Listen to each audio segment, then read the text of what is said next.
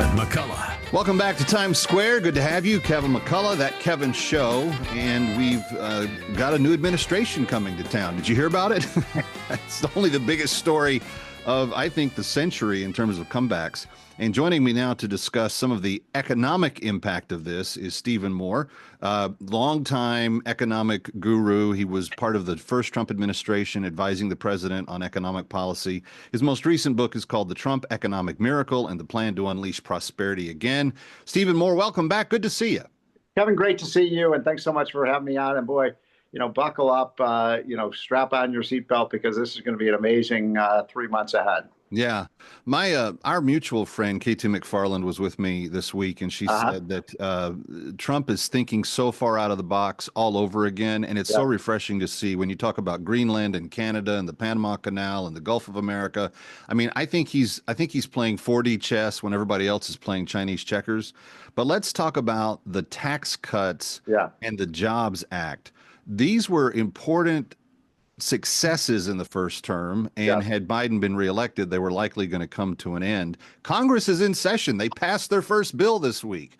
Are they going to the president's bidding on these important acts? Well, you mentioned that they passed their first bill, and this was the border security bill that would deport criminal aliens, and it is a bad sign that 2/3 of Democrats in the House voted against deporting criminal aliens that are a threat to our safety. I mean, kudos to 1/3 that did. That's a good on them. But this should have been unanimous. My goodness, who's in favor of allowing criminal aliens who are here illegally? And by the way, I'm pro-immigration, as you know, but they got to come in the right way, and they can't commit crimes when they're here. But the reason I bring that up is I think you are going to get some stiff resistance from many of the Democrats, and Republicans do have a very narrow majority, as you know, in the House and in the Senate. So it's going to be some heavy lifting. But I agree with your central point that this is a president who has his A game on. He knows that he's got, realistically 2.5 years at the most to get his policies done because he cannot run for reelection. And so he's going to be like Secretariat out of the gate. I guarantee you, on the first day in office, he's going to sign 100 executive orders, reversing a lot of things that Biden did, including, did you see what he did with the home heaters, gas heaters? He's going to try to, Biden wants to abolish those. Steve, it's a ban on drilling for the next 14 days along the East Coast. I mean, there's all kinds of nutty stuff happening. Now, let me ask you, as it relates to that, because you were part of the first team that came in and helped him in the first term. How much of this last minute subterfuge that Biden's throwing all over the place, how much of that is actually going to slow things down? Because he's done a lot of it since the end of the election. He has.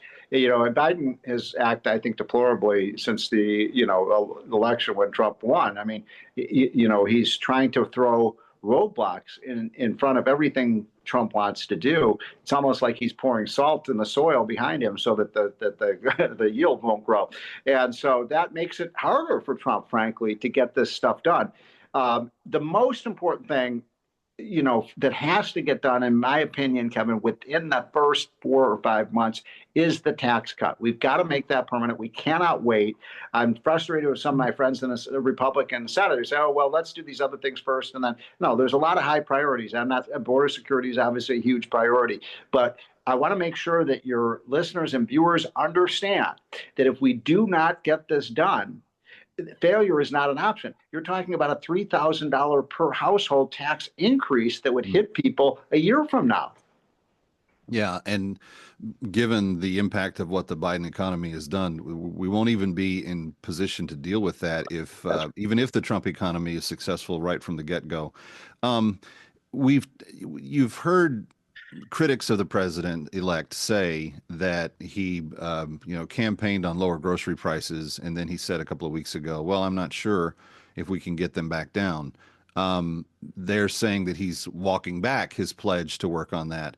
Isn't the end result of the cash register a combination of not just White House policy, but also energy policy, also the idea that we're going to give incentives to Main Street America, that there's a whole of government and whole of life approach that has to happen for grocery prices and other things to have the relief to come into effect?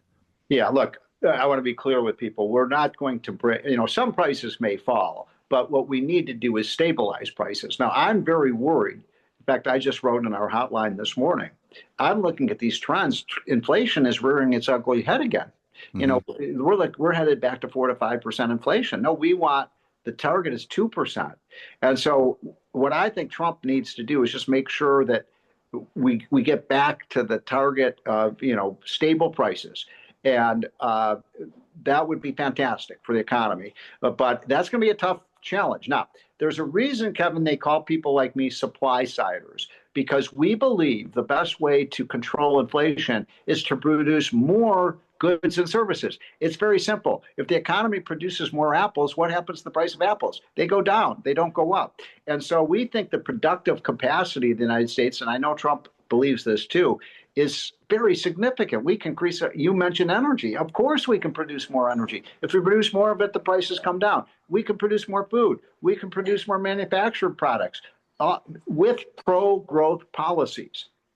Well, and that's what we have to get to right away. I know energy is not really your bailiwick. Oh, I wrote a book on energy. I know a lot about it. Well, I was about to say you're more of the economic guy, but energy is inseparable from the economy. How quickly does he reverse? And I don't know if Keystone's back on the table, but how quickly can he reverse the leases, the permits, all of the things that were shut down via executive action? How quickly does that get fixed? And how quickly can we start exporting and become a net producer of energy, making money and helping our allies? I think it's going to take 6 months to a year.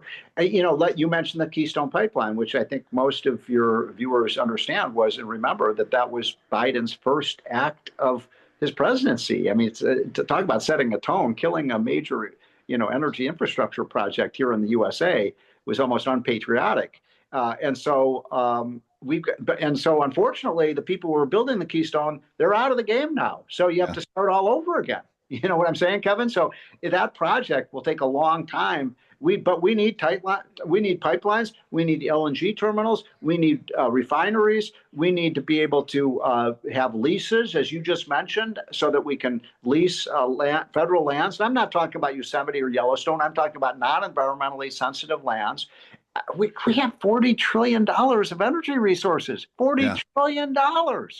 It's crazy how much energy we actually have, and the degree that the Biden team was willing to cripple us literally as a nation by refusing to use our own resources for our own good. And on top of that, I don't know if it's just like petty jealousy or whatever, but Trump was an exporter of American energy, and that brought about greater global stability. Talk about how our economic soundness leads to greater safety across the world. Well, we are the nation that exports peace and prosperity.